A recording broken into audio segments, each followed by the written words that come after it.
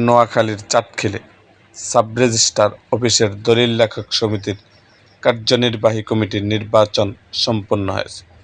নির্বাচনে 11টি পদের মধ্যে 7টিতে কার্যক্রম নিষিদ্ধ আওয়ামী লীগ সমর্থিত, 3টিতে বিএনপি এবং 1টিতে ইসলামী আন্দোলন বাংলাদেশ সমর্থিত প্রার্থীরা বিজয়ী হয়েছে।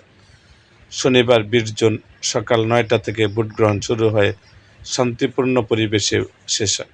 ভোট গণনা শেষে বিকেল দলিল লেখক সমিতির আহ্বায়ক ও প্রধান নির্বাচন কমিশনার আব্দুল মতিন চূড়ান্ত ফলাফল ঘোষণা করেন। নির্বাচনে 11টি পদের বিপরীতে মোট 29 জন প্রার্থী প্রতিদ্বন্দ্বিতা করেন। সমিতির 79 জন ভোটারের সবাই তাদের ভোটাধিকার প্রয়োগ করেন। এই নির্বাচনে জামায়াত ইসলামী সমর্থিত কোনো প্রার্থী অংশ নেননি।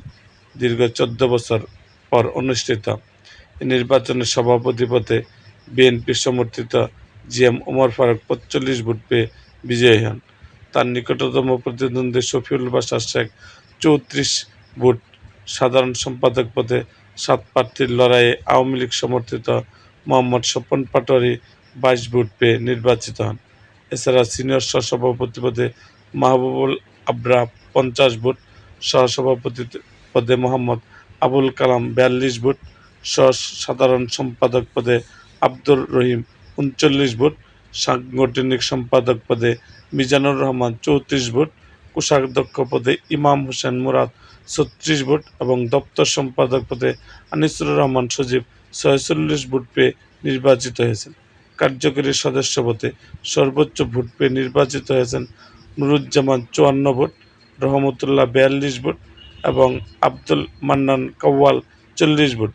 এ পদে অপর 2 প্রার্থী সিরাজুল ইসলাম পেয়েছে 39 ভোট এবং শ্রী কল্যাণ চক্রবর্তী পেয়েছেন 29 ভোট। সমিতির সর্বশেষ নির্বাচন অনুষ্ঠিত হয়েছিল 2012 সালে।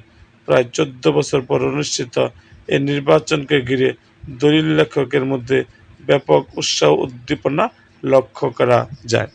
এরকম আরও ভিডিও পেতে আমাদের মুক্তাগাছার ইতিহাস মিডিয়া ইউটিউব চ্যানেলটিকে সাবস্ক্রাইব করুন এবং পাশে থাকা বেল আইকনটি বাজিয়ে দিন।